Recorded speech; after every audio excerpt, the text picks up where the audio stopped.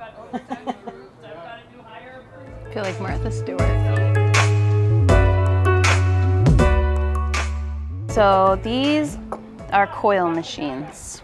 I brought both out to show how handy it is to switch over to this model versus having this where you often need multiple machines. So this is for color, this is for lines. It would be a hassle if you just had one of these because per tattoo, you're generally going to use a variety of sizes and styles. So the needle, you know, it's on a bar traditionally, it goes through this hole, clips onto here. Let's pretend that's this. This would go here. The needle would go through it like this. And then you hold it like so. This is called an armature bar right here. And it moves back and forth like this. And so that pushes the needle up and down through this tube. If you think about wanting to switch out a needle, you have to take this off, pull it out, put a new one back in, flip it over. So that would just be a big pain if you wanted to use multiple needles with one machine. So that's why you generally have multiple coils set up in case you need a really tiny one for small details, and then your medium weight line, and if you're going to do shading or you're going to add color, then you're going to need a third one. And the only difference that you can see in these two is this spring, this is the spring, is longer than this one. So if you think about leverage, you know, awesome. Yeah. If you think about oh my! So this is your old stuff. Yeah, these are Old the coil machine, machines. and you recently got a new thing. Mm-hmm. What is the new thing? What is the hot newness?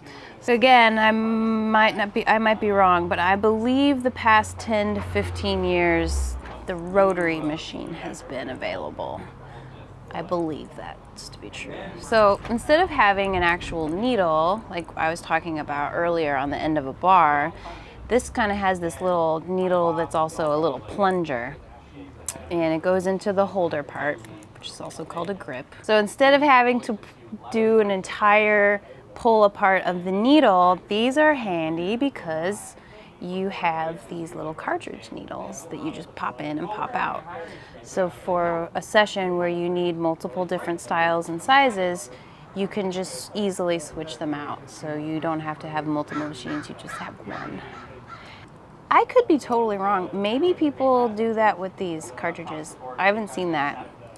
Maybe that'll be a day of experimenting. But the other nice thing about these is they're quiet. With these, the traditional tattoo noise is actually this metal piece hitting this metal piece insanely fast and making the tattoo classic. I'll put in some stuff. Do you have any tests? But this doesn't have that. It has this tiny motor inside this little area, this body. It makes this little guy, this is called the cam, spin around. That little plunger part I was telling you about, it's actually just pushing the needle in and out. Also the nice thing is, because remember how we were talking about the momentum of the swing in this? You can adjust that on this little guy with an Allen wrench. So I do know that there is a very long stroke and there's a short stroke and there's a medium stroke. So if you're switching to, let's say you're doing a whole arm and you're doing all this line work all around the arm and you want it to be a setting, and then you switch over and your client is willing to go into color, then you're going to want to adjust this, move over to coloring. So it's all in one machine, which is really nice. I like it because all the movement is just right here. I don't feel like it's jarring the entire machine in my hand as much as these. These are intense. They're about the same weight, but these also come in like nano versions, like tiniest little thing, like removing all of this here. It's just all in this little spot. That might freak me out. I might be like, I don't know, my arm wants to go this way. So it's nice to have a little bit of weight, in my opinion, because it kind of, you can use gravity to help you guide that needle through people's. Anything you don't like? a little bit annoying to make sure it's all clean inside here. Typically with these, you would throw this part away.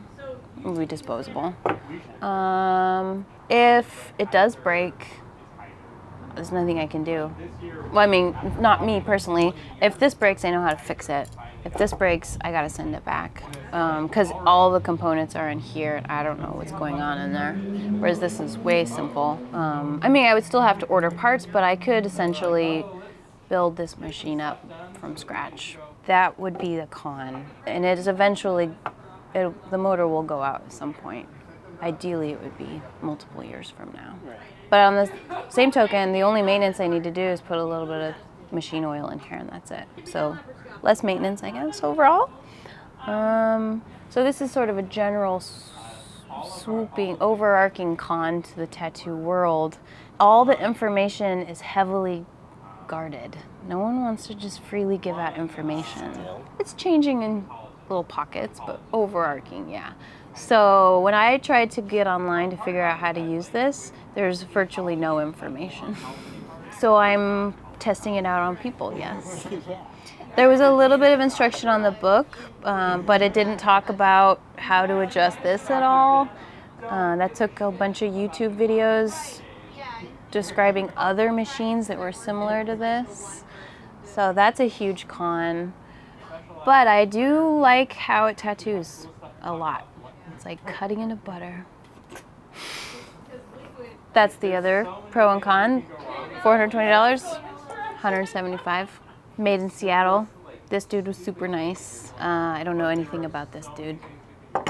So this has one speed, intense. You turn it on and it goes. This is nice because since it's a motor, you can slow it down. So it opens up some possibilities to tattooing techniques that I'm definitely into. Like what you saw earlier, the stippling. Yeah. Where you're just like, it's kind of like you're taking a rock and skipping it across the water. It's kind of what you're doing to the needle. You're just sort of skipping it. Since you can slow this down, we can play with the space in between each mark. And that is something I'm still exploring.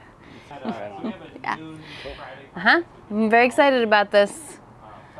I don't treat myself often to things, so it's nice to treat myself to a new machine. Because these I've had since tattoo school. I'm going to keep them as backup. I might go back to them someday, but for now I'm hooked on this rotary.